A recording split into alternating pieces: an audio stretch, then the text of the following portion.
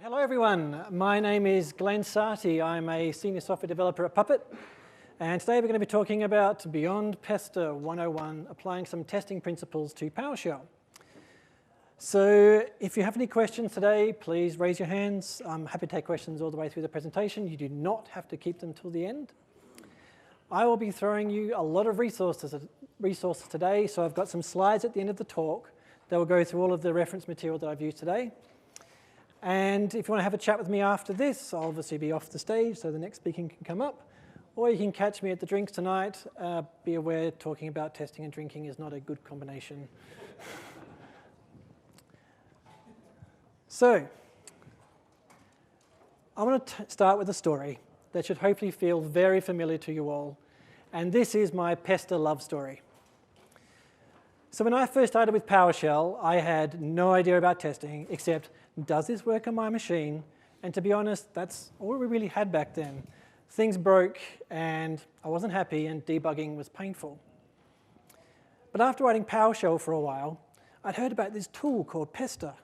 I tried a few things with it, but I didn't really see the benefit. And then one day, I needed to write a PowerShell script to install some things on a TeamCity agent.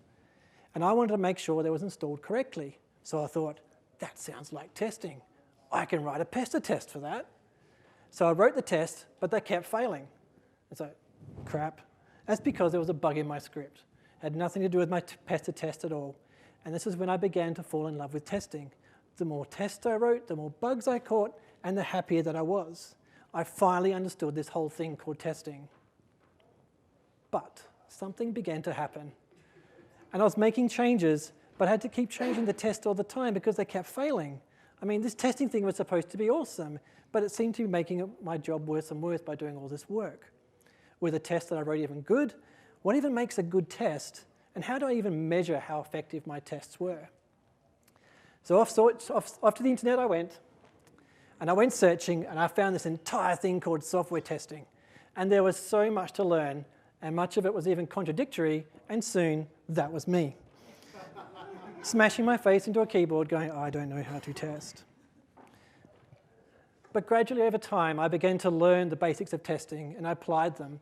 And I actually even spoke with testers. I mean, they're actually humans that don't live under a bridge and everything.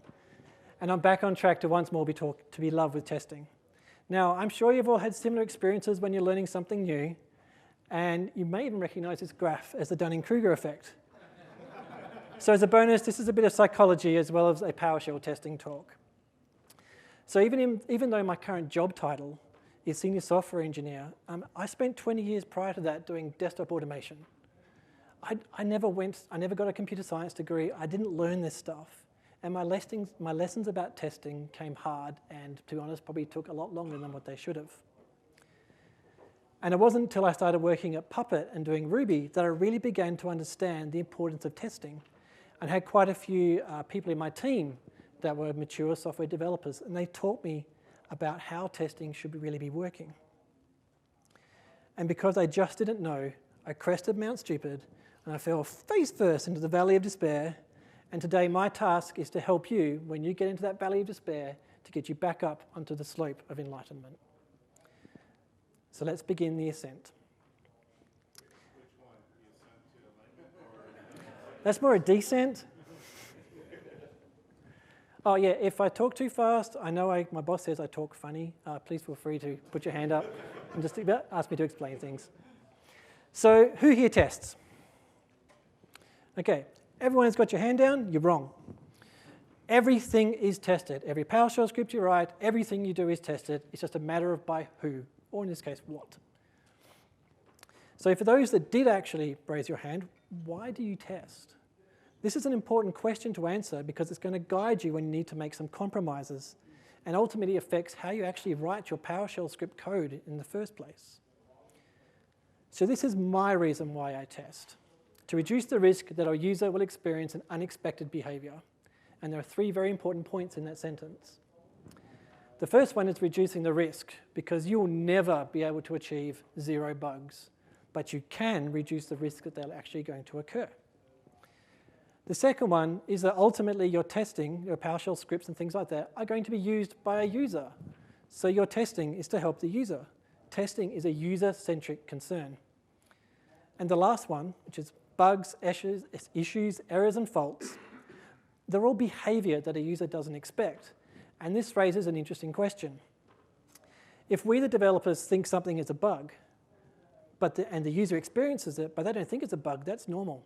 Is that a bug? If a bug doesn't cause the user to notice, is that a bug? So you really need to think about these things about why you're testing. So it's a couple of benefits of testing.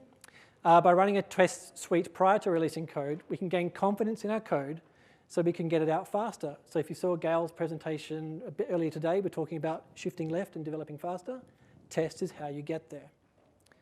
One of the disciplines, even producing high-quality code, is having good tests.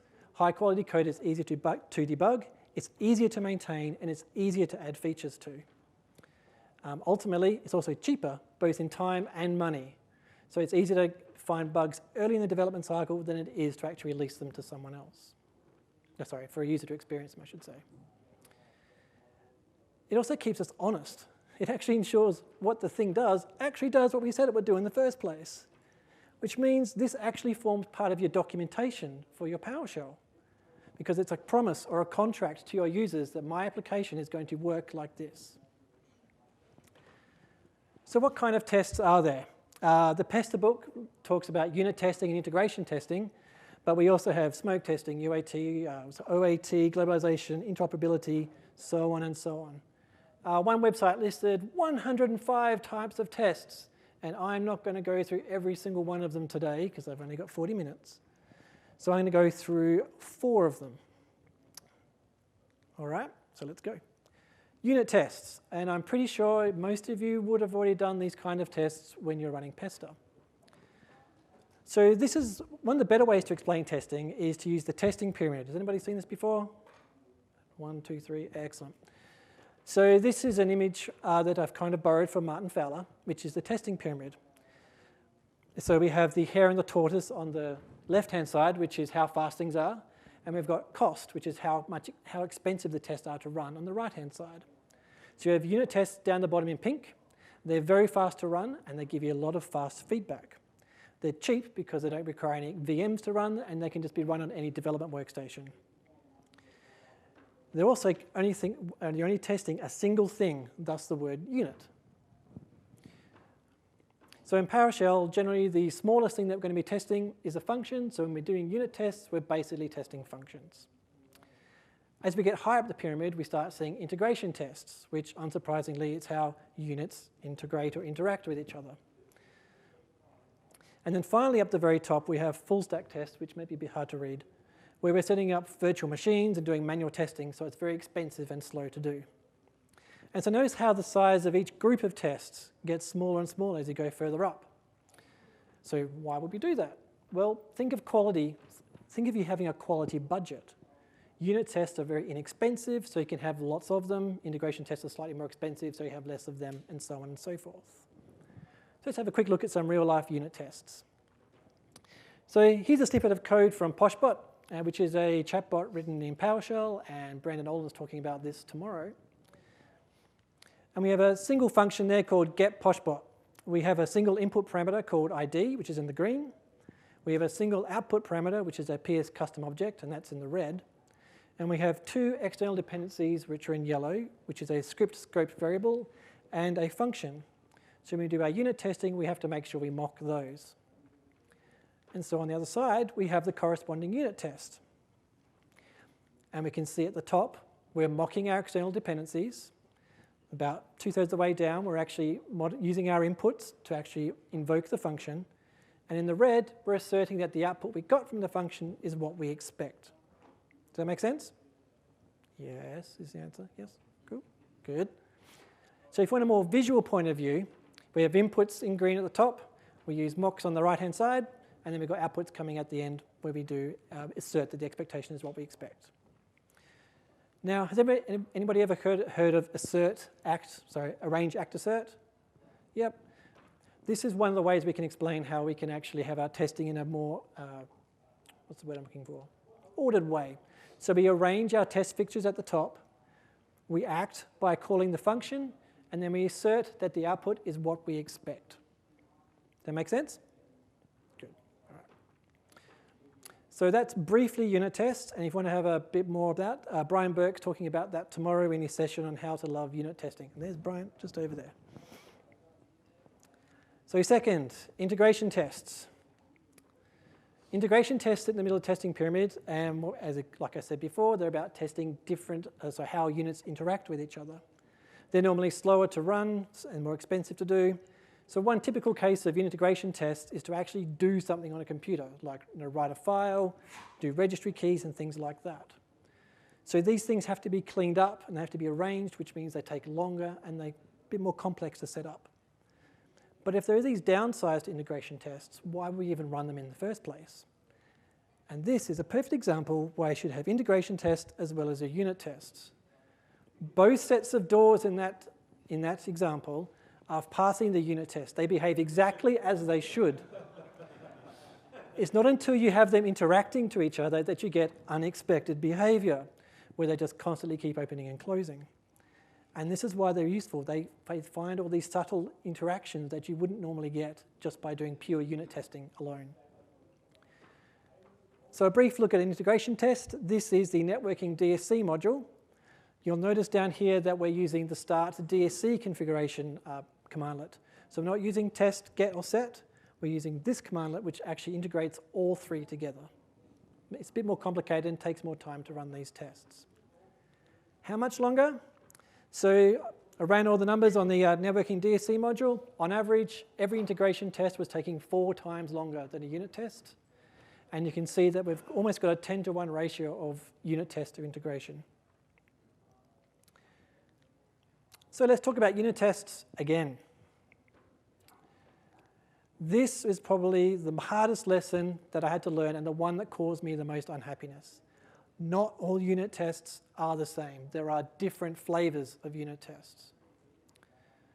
So consider this example. We've got a very simple function at the top, which just gets the display name of a service. And we've got a very simple test underneath it, which just mocks the call to get WMI object. Very simple test and function. But what would happen if you weren't given the whole function? How would you test this if all you were given was the header at the top? You can still write a test for it. So just like that, you can just call the WinRM service and make sure the display name is Windows Remote Management. But knowing how a function works changes how you test that function. Now, you may have heard this referred to as black box versus white box testing. So the more formal definition is, this is quite a long one, black box testing is software testing method in which the internal structure, design, and implementation of the item being tested is not known to the tester. White box testing is a software testing method in which the internal structure, design, and implementation of the item being tested is known to the tester. You may also refer this to as behavioural versus implementation testing. So in a black box scenario, you're testing how it behaves, which is what it does. In a white box scenario, you're testing how that behaviour is implemented, which is how it does it. And in most larger software shops, you'll find that the implementation tests are written by developers, and the behavioural tests are written generally by your QA or your BA people. But let's be honest, how many people have a QA department for their PowerShell scripts? Yeah, no. Yeah. Oh, one person, awesome. Send them there. So most of us don't have that luxury.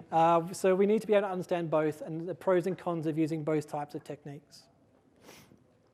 So black box tests can be a lot harder to write, as we usually already know how a function works, and forgetting something is actually quite difficult when you're doing testing. And it will force you to use parameters more often instead of using external dependencies, so you don't have to do mocks and things like that.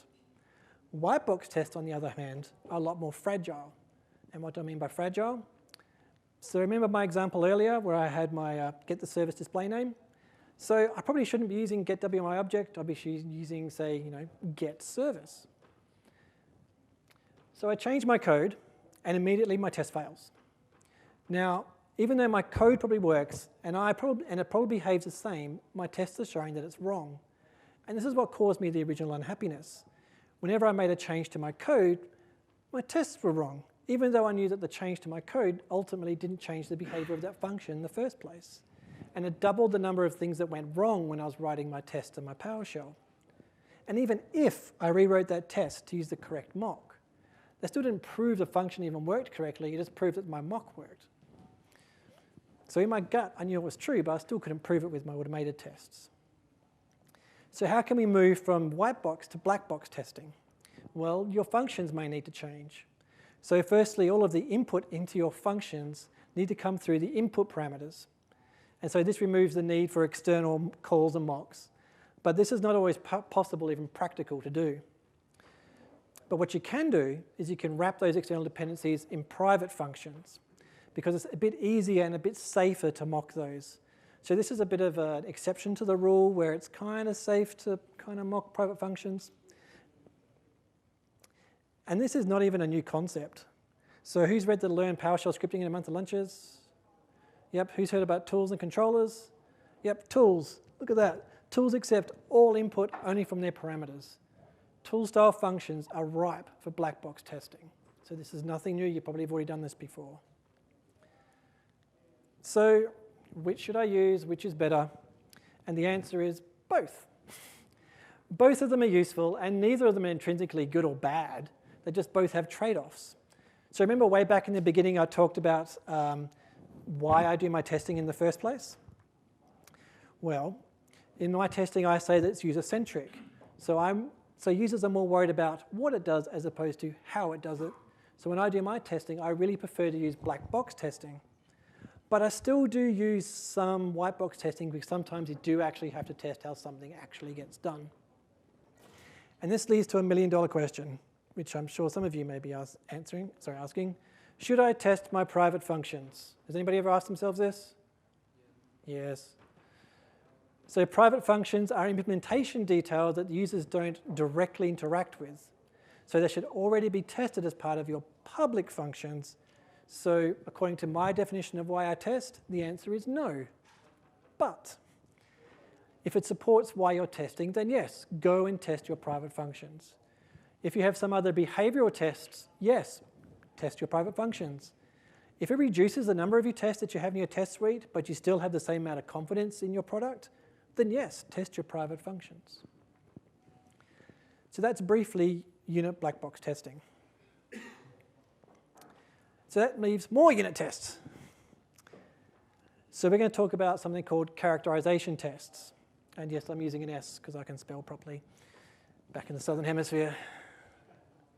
So a characterization test documents the actual behavior of a system as opposed to what we specified the behavior should be. And these will probably sound a little bit familiar to black box testing, and in truth, they kind of are, but they have a different purpose. So for example, in the unit tests that we looked at previously, those are all specification tests, which is given these specific inputs, when I act on it, it's going to give me these particular outputs. That's a specification. Characterization tests don't care about that. They just say, this is what the system is looking at right now. So a really quick example of that is this function up here called step by one. The unit test is, if you give it number 1, it should step it by 1, so it should have a value of 2. But the actual characterization test will be, if I give it a value of 1, it's going to spit out 3 because the function currently is actually doing something wrong. So this can seem a bit confusing. So why on earth would we use them? Has anybody read Working Effectively with Legacy Code or even heard of this book? No? Okay, so the term characterization test was first coined in the book by Michael Feathers. This is a pretty old book, back in 2004. And there are all the examples in there about Java, C#, and C++, but you can equally apply them to PowerShell. So he defines legacy code as code without tests. How many people have legacy code? Excellent, that's the right answer. So I discovered this book while I was working on some old Ruby projects, and the lessons in here are absolutely fantastic about how to migrate legacy code and actually get it under control with good unit testing. So here we have a single function that is really horrible. It is a monster method with really bad code. So I'm going to go through how I can apply characterization tests to help me. So the first thing I do before I fix it is write the characterization test. Document how this thing currently behaves. Then as we refactor it and we write good, clean, nice, unit-tested code, every time we make those additions, we can run our characterization test and make sure we haven't changed how the previous behavior used to run. So it gives us confidence that the new code that we're writing isn't changing any existing behavior. And at the end, we can take those characterization tests, get rid of most of them because they're already covered, and just turn some of them into unit tests. So characterization tests don't survive the entire refactoring process. They're a tool that you can use to help you as you create that nice, clean code. So here we have some of the other chapter headings from that book. I particularly like the second bottom one, which is, I need to change a monster method and I can't write tests for it. So the author goes through and explains how you can inspect your code and actually figure out ways to actually write tests for code that you haven't previously got tests for. A couple of these will reach out and slap you in the face. When I read this book, it was like, angels singing when I was writing my code. So that's really briefly 4 types of testing. So we've got white box testing, integration testing, black box testing, and characterization tests. So that's the first half of the slope. Now it's time for the second half. It's not enough just to have good tests. They need to be tended for and cared for and loved for as much as your PowerShell script code. So particularly as you add more and more code, you're going to be adding more and more tests, and it's good practice to periodically go through your test suite and make sure it's giving you the value that you want from it. So how can we do that? First, you can reduce how long it takes to actually even run your tests. So has anybody seen the SQL Server DSC resource? How many tests that's got? Yep. I think it's about 3,000 tests and takes 50 minutes to run an app layer. That's a really long time to be sitting there waiting for your unit test to run. So we should look at ways to actually speed that up. Now you can get a bigger computer. Yay, we all like getting kit. But there might be a better way to actually speed up our tests. So I wrote invoke parallel pester. So previously in Ruby, I have a little tool called parallel tests. So I just took that and converted that directly into PowerShell. Now there's been some discussions about how we can do this in Stack Overflow. There's lots of discussions. This is just one implementation of how you can actually get parallel testing. If you want to try your own, feel free. But this is just the way I did it. So previously in Pester, we had 5 test files. We run file 1, file 2, file 3, file 4, file 5. What I did was using the invoke parallel module from Warren Frame, and I run all 5 tests at one in separate run spaces, get all the output files from that, munge them all together, and then you end up with the output of a Pester testing run in a short amount of time. And there were some interesting results when I started running this. So this is the DSC networking module unit tests. They're about 985 unit tests. It used to take about 80 seconds to run, so that's the big red line at the top. When I started running my parallel tests, when I have one job at a time, it ran in 90 seconds, so it's even slower because it takes some time to set up run spaces. If I run 2 jobs at a time, we're getting down to about 50 seconds, and we bottomed out at about 42 seconds. So I basically halved the runtime for running unit tests for the DSC module. What's even more interesting is the more jobs I ran at a time, the performance got worse and worse. So there is a sweet spot to your testing, and more is not always better when you're running parallel tests. So that's awesome. I halved the runtimes. There are downsides, though, to doing this. So the log output from Pester was horrible.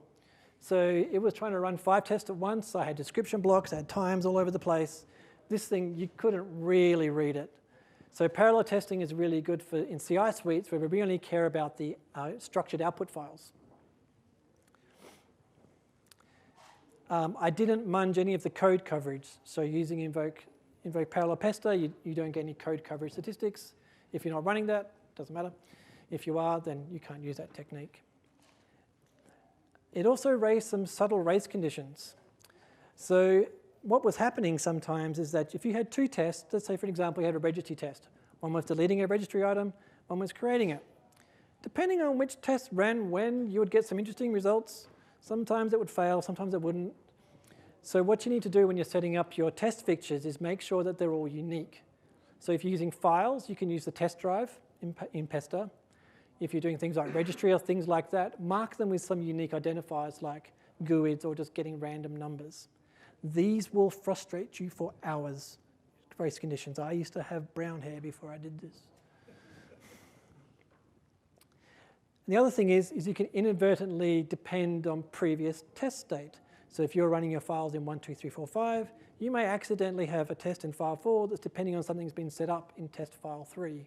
So please remember to always explicitly set up all your test fixtures before you do your test. Remember, arrange, act, assert. Don't arrange and then hopefully act.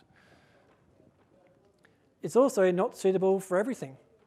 I couldn't run the DSC integration test in there because the LCM can only run one job at a time. So running parallel didn't make any sense. But I could run the unit test in there. And it's also dependent on the hardware. So that pretty graph where I halved the runtime, that was on my old quad-core laptop. I ran this on my newer dual-core laptop, and it sucked. After running 4 jobs at a time, it hated it, and the performance was just getting worse and worse and worse until it was almost ridiculous. So depending on your hardware will depend how many parallel jobs you can run at a time. So remember, sometimes too much is not good. So now we've got our tests running as fast as we can. The next best thing to running tests quickly is to not run them at all. Get rid of them. So every test you create needs to be maintained. It takes time and effort. And ideally, you want to have the minimum number of tests to satisfy the risk of users getting that unexpected behavior. So how do we do that? Use your Pester output data. There is a wealth of information in there. So this is the output from an AppVeyor build on the DSC networking module. And you'll notice up there we've got 1,075 tests. So what you can do, because I wish we had a tool that could query REST APIs and put its stuff into a database. So what you do is you get your PowerShell. You go, hey AppVeyor, give me every single build. And then can you give me every single build version for those builds? Can you please give me every single job for those build version for those builds? And that'll give you every single test that has ever been run for that module. And what you'll end up is hundreds of these JSON files with all the Pester results. You can then quickly grab that, shove that into a database with a very simple data model. So every build can have 0 or more successful tests, 0 or more skip tests, or 0 or more failed tests. And then we can start asking questions of the data. So this is the build history for the DSC networking module. So we started with just over 200 tests. And now I've got just nearly 1,500 tests. And I don't know what happened there, but they must have discovered the testing was really important with that huge jump that they did there. But then we can start doing things like, when something fails, what does that look like? Well, we have 40 builds with 1 test. We had 25 builds with 2 tests, and so on and so forth. And you get the catastrophic failures of about 62 failures when we had 3 builds doing that. I mean, this is nice data, but it's not really going to be helpful to finding which test you should get rid of. So what about long-running integration tests? So this is the top 100 slowest tests in the last 5 builds. Can anyone see a test we should probably have a look at that's taking a while? Here's a big one right behind me up there, taking about 40 seconds. So we had 1 test taking 40 seconds and then a whole pile of them between 15 and 25 seconds. These are the tests you should be looking at to see do they actually provide any value because they're taking so long to run. What about tests that have never failed? That 40-second test has been run 208 times and has never failed. That's a lot of runtime. Is that test actually needed? Is there sufficient unit test coverage that we don't need that integration test? Or can that integration test even actually fail at all? These are the questions you can start looking at your test suite to get the most out of it. You can get some more advanced questions like, do you have tests that always fail together? Get rid of one of them. Done. Same test coverage, 1 less test. Tests that fail too often, they're going to be giving you way too much failure noise. Are there better ways that you can do that? And then you can get really fancy. If you get all the files that are committed for each build, you can now say, when I touch this file, there's a higher risk I'm going to have a failure as opposed to this file. So you can do things like add extra documentation or extra learning to help people not to make failures when they're editing those files. So now our tests are running as fast as they can, and our test suite is as small as it can be. can we reorder our tests to actually get faster feedback? So one of the objectives is to give us, the developers of these scripts, fast feedback and confidence in our changes that we're making. And we call this fail fast. Has anyone heard that term? Yep, excellent. So one of the techniques that we use at Puppet is called test tiering. So what we do is we rank our tests in a very simple high, medium, low value. So in our Pester tests, we can just put a simple tag at the end of our describe blocks that says whether it's high, medium, or low. So how do you know which tests we should be marking what? Again, use your data. DC networking module, most number of failed tests. They seem like important things that we should have mark as high. Also note that the two most failing tests have got nothing to do with code. It's all documentation and new line endings. They seem like something we should be testing for quickly. So what we can do in Pester is then just very quickly just put -tag and say which level of testing we actually want to do right now. So high, medium, or just exclude all the low tests. Watch out for untagged tests because they will always run no matter what you put on -tag and exclude tag, okay? So if you're going to do this, make sure you tag everything. So once the tests are all ranked, we can change the execution order from somewhat random. We can run the high test first, then the medium, and then the low. Because if the high value tests fail, there's no point running the medium or low ones. Get fast feedback with no loss in test coverage. So we can quickly do this in AppVeyor, for example. So we can have a 3-cell matrix where we have an environment variable called test tier, high, medium, low. We can then very easily change the test script, so we just put in the environment variable. And then we can put in the matrix fail fast parameter, so the first cell that fails, it will no longer run any of the other cells. And you'll get fail fast on your AppVeyor runs. But we can also take this to the next level. Instead of running tests high, medium, low, we can actually change how often we actually run each test tier. So in Puppet, we have about 28,000 unit tests. It takes about half an hour to run. So what we do in our first smoke run, we only run high-value tests and any test file that's been changed in the past 2 weeks. So what we're targeting there is anything that's high value or anything that's actually changing, because that is where your greatest chance of failure is going to be. So that way, again, we can get fast feedback and get no loss in test coverage, because we still run the low and medium tests. We just run them a little bit later in the test cycle. And lastly, some general maintenance. So this is George S. Patton style general maintenance. So say what you mean and mean what you say. This describes to military as also describes your test suite. The way your tests are described, they shouldn't be cryptic. They should be clear and concise. And if you say you're going to test something, you should test something, okay? And there are examples of this. This is the test from the DC networking module. Has anybody ever done any group policy work before? They're aware of double and triple negatives that you get? They're really hard to understand. So should not contain files without a new line at the end. Much easier to explain it if you just go, should contain files with a new line at the end. Even though these are small things, when you're a newcomer coming into these test suites, you can be scratching your head with the top one trying to figure out what the hell's going on.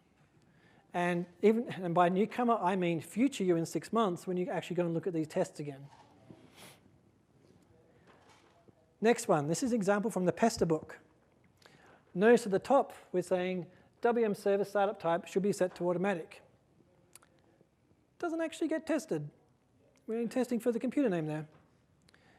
So realistically, this is what your test should look like, because that is what you said you're going to test. Therefore, you should test it.